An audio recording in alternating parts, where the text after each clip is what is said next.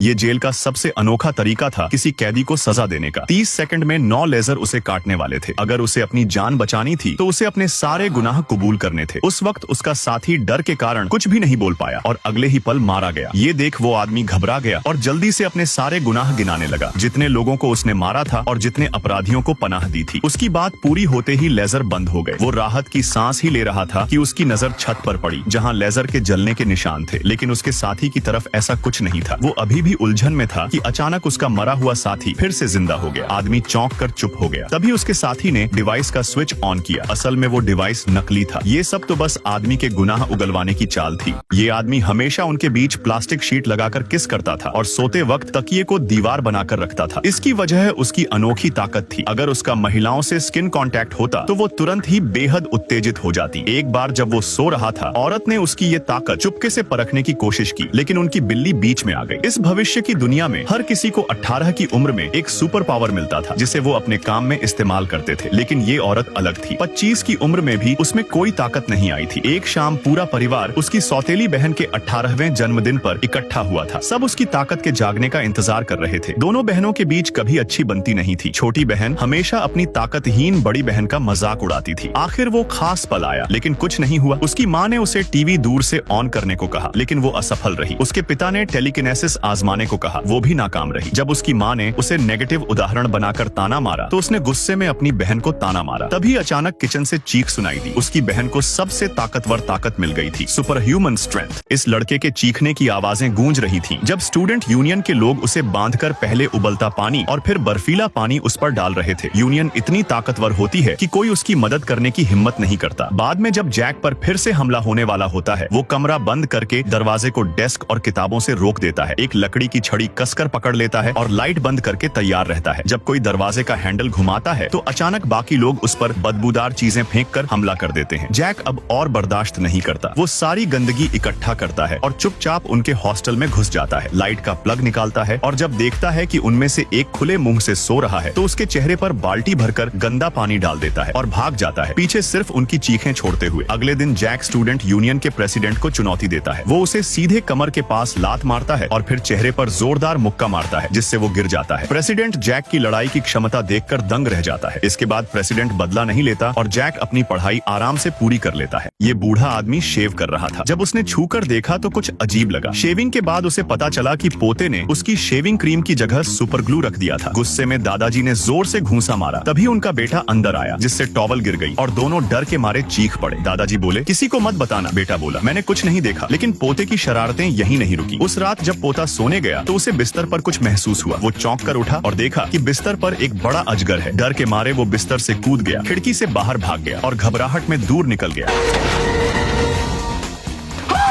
जब पोता बाहर था तो दादाजी का गुस्सा फूट पड़ा। वो चुपके से पोते के कमरे में गए और इलेक्ट्रिक ड्रिल से सारे स्क्रू निकाल दिए। जब पोता घर आया और अपना स्कूल बैग टेबल पर रखा तो टेबल तुरंत गिर पड़ी। फिर वो कुर्सी पर बैठा और कुर्सी भी उसके नीचे टूट गई। हक्का बक्का पोता आखिर बिस्तर पर बैठा, लेकिन अफसोस दादाजी ने बिस्तर के साथ भी छेड़छाड़ कर रखी थी।